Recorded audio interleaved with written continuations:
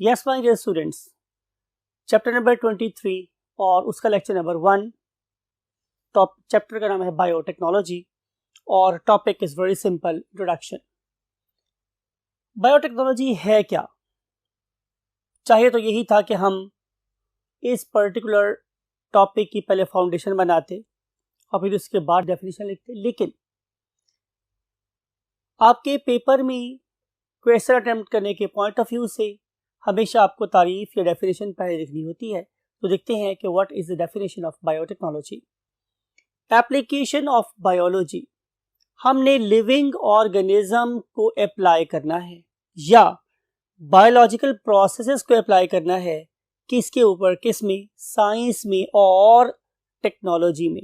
यानी कि यहाँ पे दो चीजें बड़ी इंपॉर्टेंट हैं। नंबर 1 बायो, तो बायो आप पूरा ऑर्गेनिज्म भी इस्तेमाल कर सकते हैं और उसका कोई प्रोसेस भी इस्तेमाल कर सकते हैं, लेकिन आपने ये चीज इस्तेमाल किस लेवल पे करनी है? आके इंडस्ट्रियल लेवल के ऊपर, टेक्नोलॉजी के लेवल के ऊपर। और मैं हमेशा एक बात आप लोगों से कहता हूं कि दुनिया में जितने भी अध्ययन आए हैं वो सारे इंसान को इंसानियत की मेराज पे पहुंचाने के लिए आए हैं। तो यहाँ पे भी हम किसका फायदा कर रहे हैं? सिर्फ एक हस्ती का, जिसका नाम है हजरत इंसान। तो हमने इंसान के फायदे के लिए बायोलॉजी और बायोलॉजिकल प्रोसेस को इस्तेमाल किया at industrial level. This is called as biotechnology, right. Biotechnology क्या नई है? तो answer is no. Answer is no. अगर हम इसके ओरिजिन की बात करें, इसके आगाज की बात करें, तो ये बहुत पुरानी है। इंसान तो काफी अरसे से कुदरत के साथ या फितरत के साथ इंटरेक्ट कर रहा है और उस चीज को या उसके प्रोसेसेस को या उसके मज़ाहिर को अपने फायदे के लिए इस्तेमाल करता आया है। अगर मैं आप लोगों को एक बहुत ही क्रूड सी एग्जांपल दूं तो आपको याद होगा कि बहुत अरसे तक या शायद अब भी बहुत से घरों में और गांव वगैरह में हम लोग क्या करते हैं कि हम दूध को लेते हैं और दूध के अंदर हम एक चीज़ डालते हैं जिसे हम इंग्लिश में स्टार्टर और अपनी पंजाबी में जाग कहते हैं। वो क्या होता है? वो प्रीवियस दिन का या लास्ट डे का पड़ा हुआ थोड़ा सा क्या होता है? दही होता है, और हम उस दही को दूध में डाल देते हैं और फिर उसको हम चारों तरफ से कवर कर देते हैं, ऑप्टिमम टेम्परेचर प्रोवाइड करते हैं। तो ये वाला जो दूध है वो दही में कन्वर्ट हो जाता है। तो ये तो थी एक इसकी एप्लीकेशन, लेकिन आज ये वाला काम हम छोटे लेवल पर नहीं कर रहे हैं, बल्कि हम ये वाला काम बहुत बड़े इंडस्ट्रियल लेवल पे कर रहे हैं। आप लोगों के लिए मिल्क पैक का नाम या नेस्ले का नाम या इस तरह के और ब्रांड्स का नाम नया नहीं है कि जहां हमें उनके योगर्ट पैक फॉर्म में बड़े डिलीशियस टेस्ट के साथ, बड़ी अच्छी जमी हुई क्वालिटी के साथ उन लोगों को मिल जाते हैं। तो ये वाला काम हमारे फोर फादर्स भी कर रहे थे, लेकिन वो कर रहे थे डोमेस्टिक लेवल पे, और आज हम उसे कर रहे हैं इंडस्ट्रियल लेवल पे। मेगा प्रोजेक्ट होता है, मैसिव लेवल पे काम कर रहे होते हैं। दैट्स वाई कि अब हर घर में अगर आप देखें तो हम पहुंचा सकते हैं क्या नेस्ले का दूध या मिल्क पैक का दूध या नेस्ले की जो क्रीम है या नेस्ले का वट एवर द प्रोडक्ट में भी। तो वो इसीलिए हो रहा है कि हम उससे बहुत ही मैसिव लेवल पे, मेगा लेवल पे प्रोड्यूस कर रहे हैं। और इसकी बहुत सी एग्जांपल में आप लोग चीज़ के नाम से भी वाकिफ़ हैं, डिफरेंट किस्म के हमारे बेकिंग इंडस्ट्री में इस्तेमाल होती है। तो ये भी हम लोगों ने ऐसे ही बनाया। इसके अलावा अगर हम विनेगर की बात करें, जिसे हम सिरका बोलते हैं, तो वो आपको एप्पल साइडर सिरके का नाम याद होगा। तो वो सारे के सारे प्रोसेसेस जो थे वो हमारे फोर फादर इस्तेमाल करते आए हैं।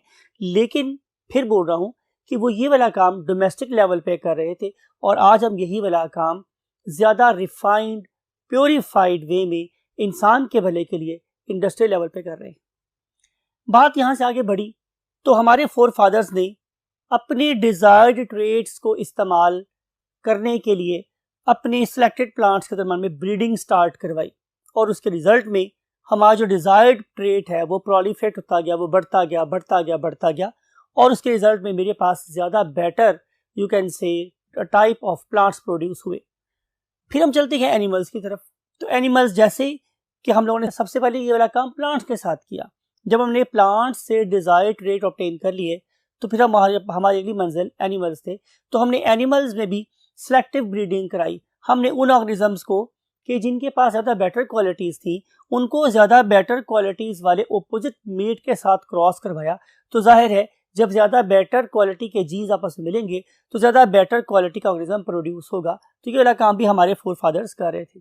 हमारे फोर फादर्स को ये भी पता था, ज़ाहिर है मुस्लिम्स की बात नहीं, नॉन मुस्लिम्स की बात हो रही है, कि वो किस तरीके से डिफरेंट किस्म के फ्रूट जूसेस को इस्तेमाल कर सकते हैं टू मेक वाइन। लेकिन जरूरी नहीं था कि हम वाइन ही बनाते, हम वाइन के अलावा भी कुछ बना सकते हैं। Only difference between the wine and normal juices कि वाइन में कॉन्सेंट्रेशन ऑफ अल्कोहल थोड़ी सी ज़्यादा होती है, लेकिन अगर हम उसमें अल्कोहल की प्रोडक्शन ना होने दें और हम फ्रूट जूस को किसी बेटर चीज़ में कन्वर्ट कर सकते हो तो it is called as beverage industry. और आपको पता है कि आज हमारे पास डिफरेंट किस्म के नेक्टर्स और डिफरेंट किस्म के यू कैन से फ्रूट जूसेस पैक फॉर्म में हमारे पास अवेलेबल हैं। ये सारे के सारे काम भी हमारे फोर फादर्स कर रहे थे। हमारे फोर फादर्स को ये भी पता था कि अगर हम लोग आटा लें और आटे को हम लोग इस्तेमाल कर सकते हैं रोटी बनाने में, तो जो रोटी थी वो पहले हमारे इलाकों में अब भी खैर बन रही है, उसे हम चपाती बोलते हैं, नान बोलते हैं हम लोग, राइट, या हम लोग उसे पथरी रोटी कहते हैं। ये सिंपल जैसे ये जो सारी फॉर्म ऑफ रोटियां हैं, इन्हें हमारे जो यूरोपियन लोग हैं या अमेरिकन लोग हैं वो इन्हें फर्म ब्रेड बोलते हैं, बिकॉज इसके अंदर होल्स नहीं होते, इसके अंदर सुराख नहीं होते, ये हार्ड नहीं होती। तो फिर उन्होंने क्या किया कि उन्होंने आटे को खमीरा करने का आर्ट सीख लिया। वो जो आटे को खमीरा करने का आर्ट था, उसके रिजल्ट में हमारे पास जो ब्रेड ऑब्टेन हुई, रोटी ऑब्टेन हुई, उसे हम डबल रोटी के नाम से जानते हैं। That very bread is soft, definite is spongy.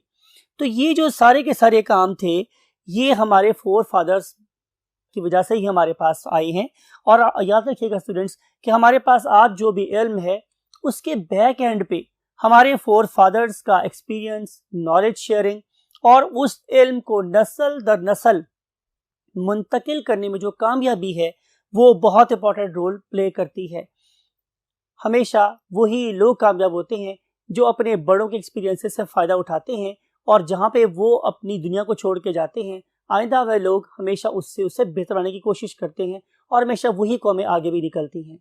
तो उन्हें हम लोग फ्लैशलिंग बायोटेक्नोलॉजिस्ट के नाम देते थे। तो ये सारे काम तो वो भी कर रहे थे। Then what's new? न्यू हमारे पास क्या था? न्यू हमारे पास जो इल्म था, समझ लें उसका जो स्टार्टर है वो जॉन ग्रेगर मेंडल था। बिकॉज कि जॉन ग्रेगर मेंडल के दौर में भी आपको पता है कि वो क्रॉस ब्रीडिंग करा रहे थे।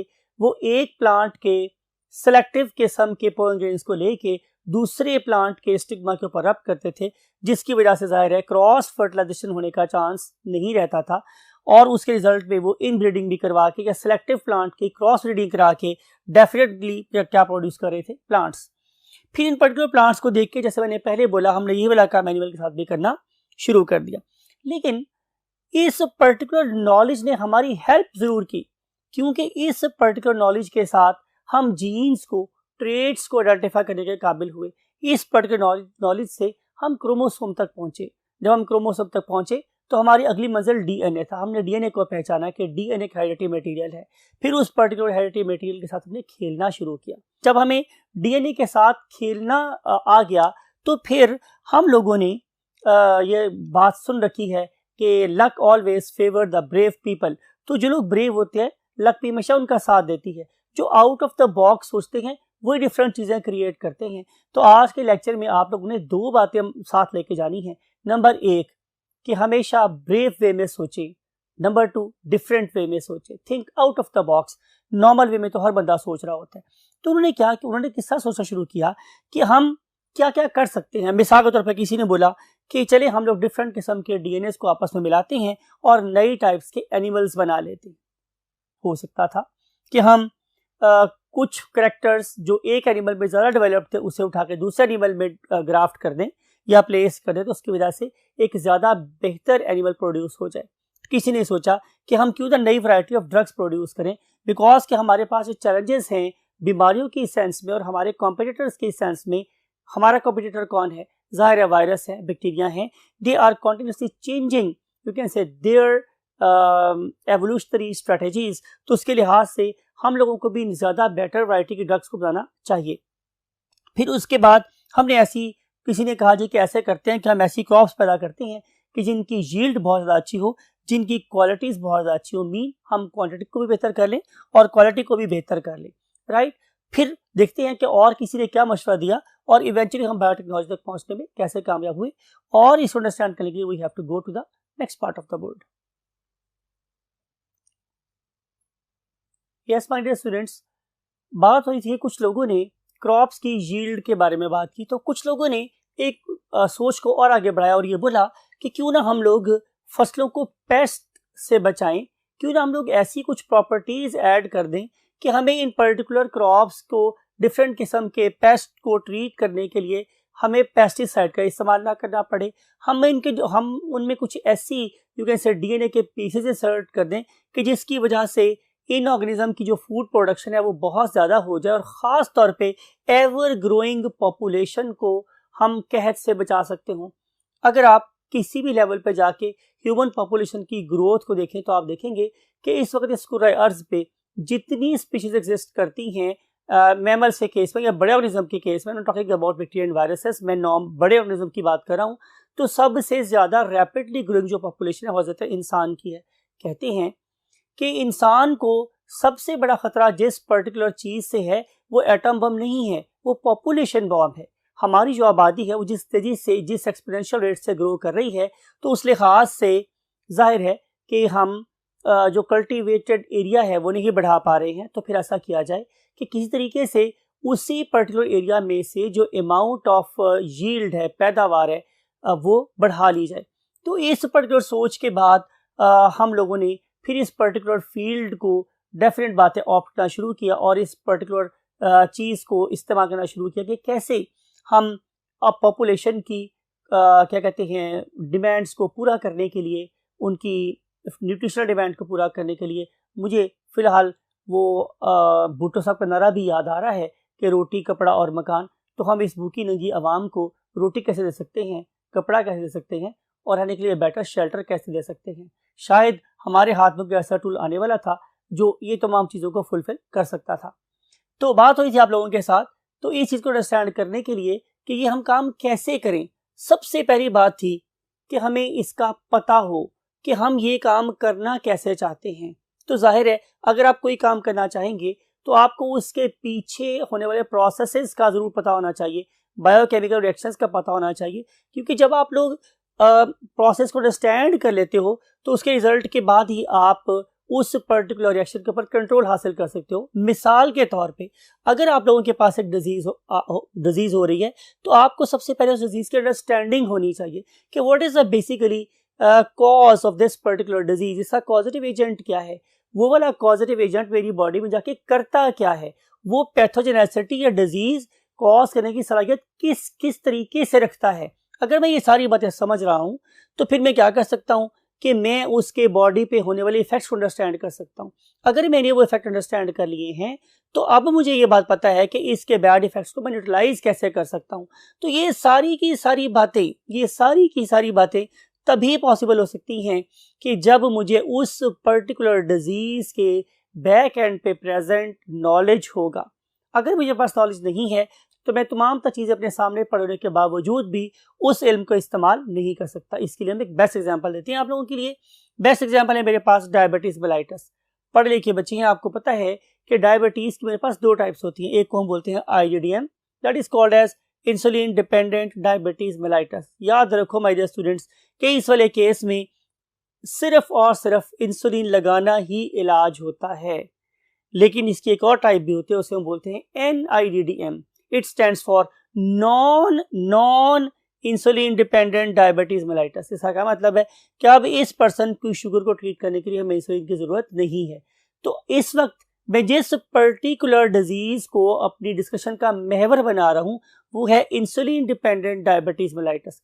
अब आप इसे जो मर्जी मेडिसिन दें, चाहे आप इसे होम्योपैथी से दें, चाहे आप इसे एलोपैथी से दें, हिकमत से दें, इसका कोई इलाज नहीं है सिवाय इसके कि आप इसको इंसुलिन ही लगाएंगे। तो माय डियर स्टूडेंट्स, मेरे फोर फादर्स ये वाले इंसुलिन कैसे ऑब्टेन करते थे? बाय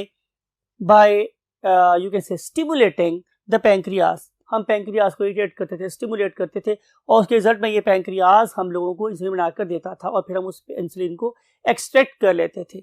ये वाला पैंक्रियास क्या इंसान का था? तो आंसर इज नो। ये वाला पैंक्रियास बेसिकली किसी डेड या फ्रेशली स्लॉटर्ड या किल्ड एनिमल का होता था। ये नॉर्मली क्या थे? या तो ये कोई ज़रा शीप हो सकती थी, या कोई बफलो हो सकती थी, या कोई डॉग भी हो सकता था, या ये पिग भी हो सकते थे। अगर ये वाला काम ज़रा यूरोप में सबसे पहले स्टार्ट हुआ होगा तो डेफिनेटली जो हुआ भी तो उन जैसे हम लोग गोट्स को यू कैन से रियर करते हैं, उनको पालते हैं रेवर्ड की फॉर्म में, वैसे वहाँ पे पिग फार्मिंग होती, तो वहाँ पे पिग बहुत ज़्यादा था। तो इंसुलिन का सोर्स मेरे पास क्या था? पिग। और वो इंसुलिन जो मार्केट में अवेलेबल थी at that time, that was the pig insulin. Luckily और अनलकीली ये वाली जो पिग इंसुलिन थी, जाहिर है ये एक पिग प्रोटीन थी। It was not in accordance to human protein. तो मोस्ट ऑफ द ऑर्गेनिज्म में इसके अगेंस्ट क्या डेवलप होना शुरू हो गई? एंटीबॉडीज बनना शुरू हो गई, और इस पर्टिकुलर प्रोडक्ट की एफिकेसी डे बाय डे कम हो गई, बल्कि उससे साइड इफेक्ट स्टार्ट हुए। तो फिर हमने सोचा कि इसका और क्या हल होना चाहिए। तो अल्लाह ताला ने फिर हमारे हाथ में 1980s में एक टूल दिया जिसका नाम क्या था? बायोटेक्नोलॉजी। और उस पर्टिकुलर बायोटेक्नोलॉजी की मदद से हम लोगों ने ह्यूमन इंसुलिन बनाई। ये इंसुलिन जो थी वो इंसान की इंसुलिन थी। इसको बनाने के लिए हमने बैक्टीरिया का इस्तेमाल किया। कैसे? जाहिर है हम इसको डिटेल से इस चैप्टर में डिस्कस करेंगे, लेकिन ये वाली जो इंसुलिन थी, इट वाज ह्यूमन इंसुलिन। ये जो प्रोटीन थी, ये इंसान की प्रोटीन थी। इसको हमारी body as a normal human protein लेती है और इसके अगेंस्ट एंटीबॉडीज नहीं बनाती।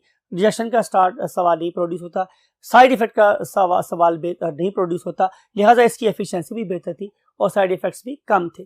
तो इस तरीके से हम लोगों ने अपने प्रीवियस नॉलेज को इस्तेमाल करके मॉडर्न टेक्नोलॉजी को इस्तेमाल किया, करंट नॉलेज को इस्तेमाल किया, और हम एक ह्यूमन इंसुलिन बनाने में कामयाब हुए, जिसे हम ह्यूमलिन के नाम से जानते हैं। आज हम इस पर्टिकुलर टेक्नोलॉजी से और क्या क्या बना रहे हैं? बहुत कुछ बना रहे हैं।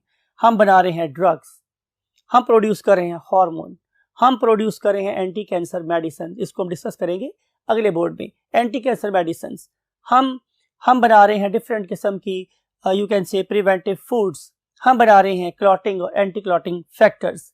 क्लॉटिंग फैक्टर्स हम वहाँ इस्तेमाल करेंगे कि जहाँ हमारे पेशेंट का ब्लड नहीं जम रहा, और एंटी क्लॉटिंग फैक्टर्स यहाँ इस्तेमाल करेंगे कि जहाँ ऑर्गेनिज्म को क्लॉटिंग से बचने की ज़रूरत है। दो डिफरेंट किस्म की मेडिसिन एक ही डोमेन में इस्तेमाल हो रही हैं, डिपेंडिंग अपॉन डोमेन है मेरे पास क्लॉटिंग, कहीं हमें खून को जमाना है और कहीं हमें खून को जमने से रोकना है।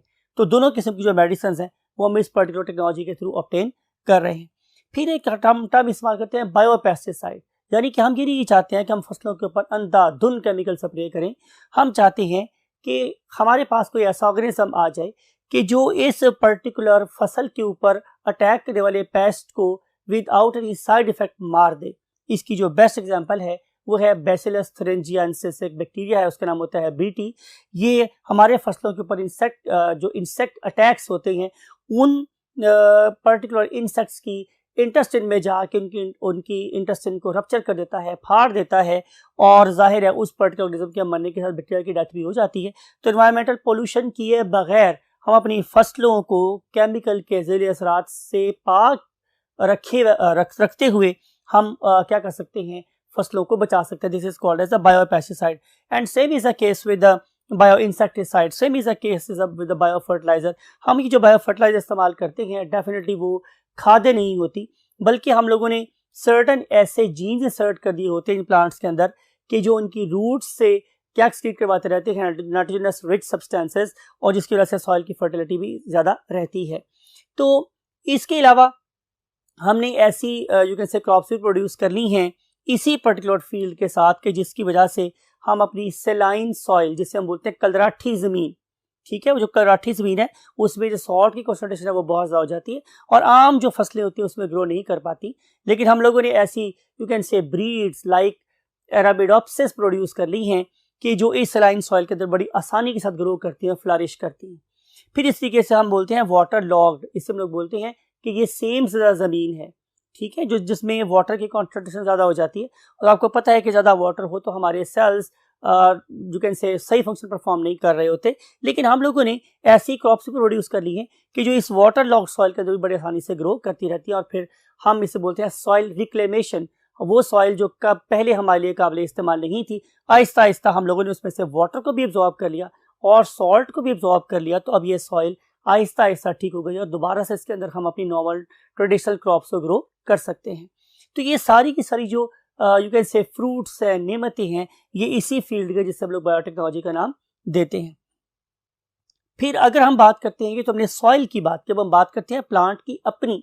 अगर मैं प्लांट की बात करूं तो हम लोगों ने ऐसे प्लांट्स क्रिएट कर लिए हैं, आप इस चैप्टर में बड़ी डिटेल से देखेंगे कि हमने कौन कौन से प्लांट्स की जेनेटिक इंजीनियरिंग की है, मैनिपुलेशन की है, डीएनए उसका मॉडिफाई किया है कि जिसकी वजह से now they have better tolerance.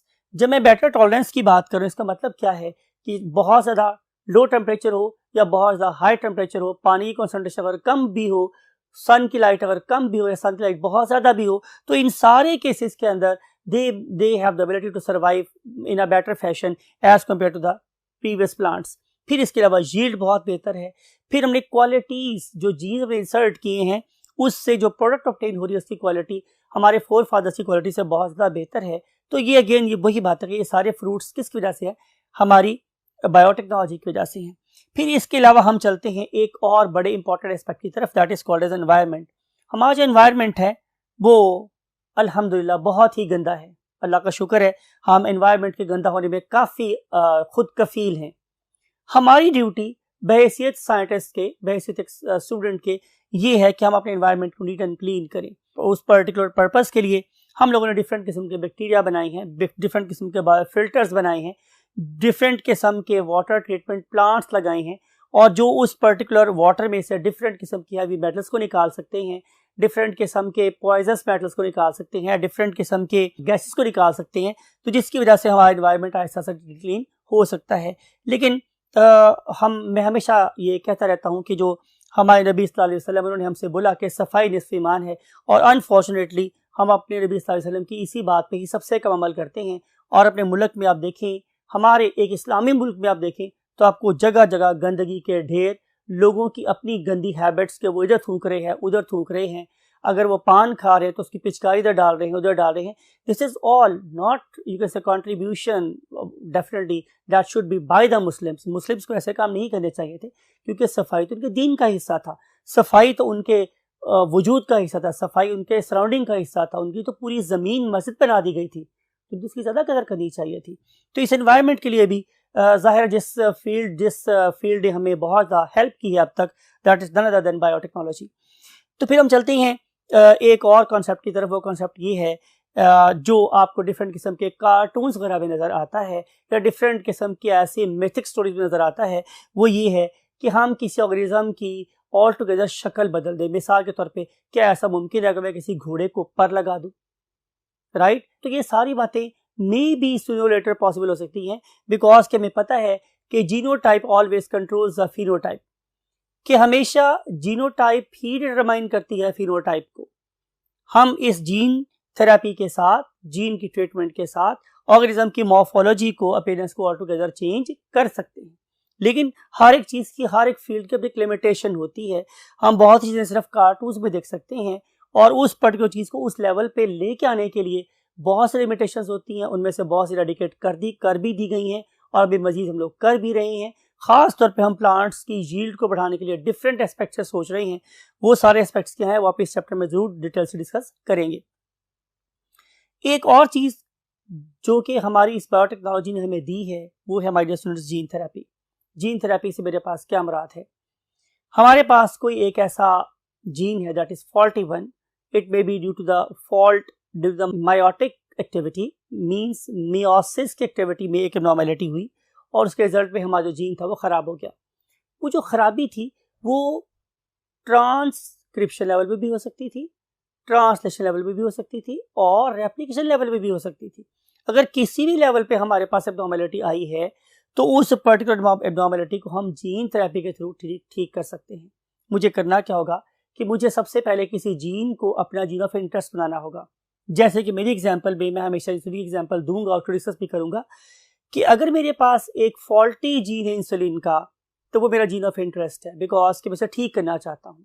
तो मुझे क्या करना पड़ेगा कि मुझे उस फॉल्टी जीन को निकाल के फेंकना पड़ेगा, और किसी हेल्दी ऑर्गेनिज्म में से नॉर्मल जीन लेके उस फॉल्टी जीन की जगह पे रखना पड़ेगा। अगर मेरा जीन ठीक हो गया है तो ज़ाहिर है मेरी फिनोटाइप भी ठीक हो सकती है, मेरा काम भी ठीक हो सकता है। इसकी बहुत सारी एप्लीकेशन है। मिसाल के तौर पे अभी मैंने एक एग्जांपल दी इंसुलिन की। मैं एग्जांपल देता हूँ, आमतौर पे हमारे स्टेज के बहुत अच्छे एक्टर थे कोडू, छोटे कद वाला इंसान। हम एग्जांपल दे सकते हैं हमारी ही पॉपुलेशन में एक बहुत लंबा आलम चना। तो ये सारे के सारे ये जो दो ऑर्गेनिज्म थे, one extremely large organism, one extremely small organism, ये दोनों के दोनों जीन एब्नॉर्मेलिटीज का शिकार थे। अगर हम इनको ठीक करना चाहते थे तो it is quite possible, definitely not now but may be in the future, very near future, because कि हम क्लिनिकल ट्रायल्स कर रहे हैं, बहुत ज़्यादा ट्रायल्स में हम कामयाबी भी मिल गई हम लोगों को और बहुत से केसेस में हम नाकाम भी हैं। लेकिन ना उम्मीद ना हो इनसे ए रह बरे फरजाना, कम कोश तो है लेकिन बेज़ौक नहीं रही। तो हम बेज़ौक नहीं हैं, हम अपनी मंजिल की तरफ डे बाय डे बढ़ रहे हैं और अगर हमारी डायमेंशन ठीक है तो हम मंजिल पे ज़रूर पहुंचेगी। तो बात हो रही थी कि डिफरेंट किस्म के डिजीजेस को जिनकी बेस एबनॉर्मल जीन है उनको भी हम ठीक कर सकते हैं और ये वाला फ्रूट भी हमें कहाँ से मिला है, बायोटेक्नोलॉजी से। आइए देखते हैं कि अभी और क्या क्या नेमतें हमें मिल सकती हैं, उसके लिए हमें जाना पड़ेगा last part of the board पर।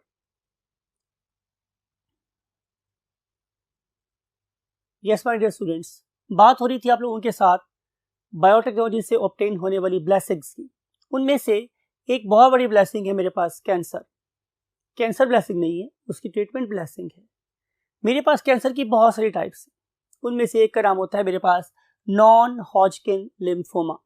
इस वाले केस में जो हमारे लिम्फोसाइट्स और हमारे लिम्फ ऑर्गन्स हैं वो मेल फंक्शनिंग स्टार्ट कर देते हैं।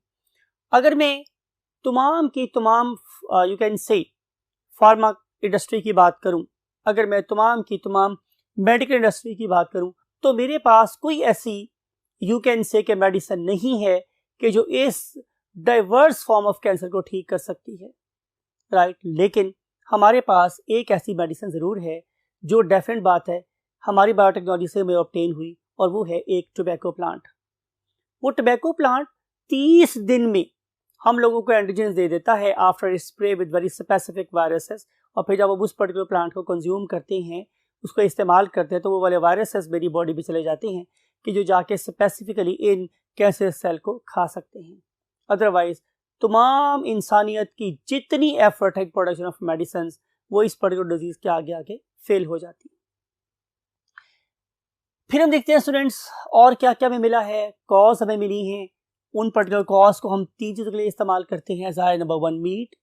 दुनिया में बहुत से लोग हैं जो गोश्त खोर हैं, उन्हें हम लोग नॉन वेज के नाम से जानते हैं।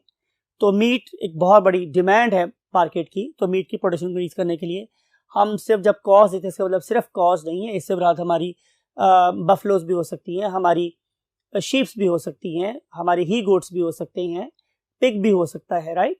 तो इन सारों के अंदर हमें जो मीट की प्रोडक्शन है उसको इंक्रीज किया है, पर्टिकुलरली कॉज के जरिए सब लोगों ने मिल्क की प्रोडक्शन इंक्रीज कर दिया है।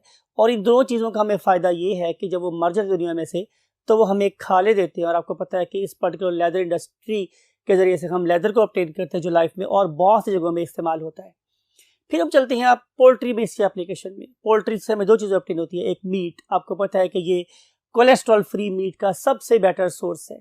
और फिर आप खिला के देख लें, आप किसी बच्चे को हमारी देसी मुर्गी का गोश्त नहीं खिला सकते आफ्टर यू कैन से हैविंग द ब्रॉयलर में हम लोगों ने ऐसे टेस्ट डाल दिए हैं, ऐसी चीज़ें डाल दी हैं उसके यू कैन से फ्लेवर में कि बच्चे को कोई और गोश्त अब पसंद ही नहीं आता। तो ज़्यादा क्वांटिटी में ज़्यादा सेफर गोश्त आप लोगों को मिल रहा है from the poultry industry. And same is a case with the eggs. हमने एग्स के नंबर को बढ़ा लिया, हमने एग के साइज को इंक्रीज कर लिया, हमने एग की क्वालिटी को इम्प्रूव कर लिया by using this particular technology that is called as a biotechnology. इसके अपने कसीदे बहुत कर लिए, बहुत बातें आप लोगों से कर ली कि इसके हमारे पास बहुत सारे फायदे हैं, लेकिन इसके कुछ लोग अगेंस्ट भी हैं। Those are called as naturalist. वो कहते हैं कि डोंट मैनिपुलेट जीन्स, जीन्स को मैनिपुलेट ना करो। अगर आप जीन के साथ खेलना शुरू करोगे तो फिर दुनिया में हर ऑर्गेनिज्म, हर एक शख्स आइडियल जीन्स ही की बात करेगा, चाहे वो इंसानों के आइडियल जीन्स की बात हो या वो एनिमल्स के आइडियल जीन्स की बात हो। वो इस चीज़ को अपोज करते हैं। वो कहते हैं कि मॉरल वैल्यूज़ हमारी जीन्स, हमारे यू कैन से इन छोटी छोटी यू कैन से अचीवमेंट से बड़ी होती है। लेकिन माय डियर स्टूडेंट्स, हम करते क्या हैं कि बहुत सी जगहों पे ज़िंदगी में हमें 2 चीज़ों का सामना करना पड़ सकता है, नुकसान का और फ़ायदे का। हम लोग करते क्या हैं कि हम फ़ायदों को एक पड़े में डालते हैं और नुकसानात को एक पड़े में डालते हैं। अगर किसी चीज़ के नुकसानात कम हो और फ़ायदा ज़्यादा हो तो हम उसे ऑप्ट कर लेते हैं। माय डियर स्टूडेंट्स, बायोटेक्नोलॉजी भी कुछ ऐसी ही चीज़ है। मैं ये नहीं कह रहा हूँ कि इसके नुकसानात नहीं हैं, लेकिन इसके नुकसानात कम और फ़ायदे ज़्यादा हैं। देयरफॉर अगर आप मेरी सजेशन लें, मेरे से पूछें, तो I would like to go with biotechnology. I will not oppose it. इसके बहुत से साइड इफ़ेक्ट्स लोगों ने बताए भी हैं, बताने की कोशिश भी की है। मैं फिर बोल रहा हूँ कि इसके साइड इफ़ेक्ट्स हमें हेल्थ की फॉर्म में, इसके साइड इफ़ेक्ट हमें हेल्थ यू कैन से एनवायरमेंटल रिपरकशन की फॉर्म में भी नज़र आ सकती हैं। लेकिन मैं फिर बात कर रहा हूँ, इसके फ़ायदे ज़्यादा हैं और नुकसान कम है, राइट। अब इन फ़ायदों को मैक्सिमम हासिल करने के लिए और नुकसानात को मिनिमाइज करने के लिए हमें समझना है कि बेसिकली बायोटेक्नोलॉजी से हम काम कैसे ले रहे होते हैं। तो आंसर क्या माय डियर स्टूडेंट्स के सबसे पहले हमें करनी होती है एक जीन की क्लोनिंग।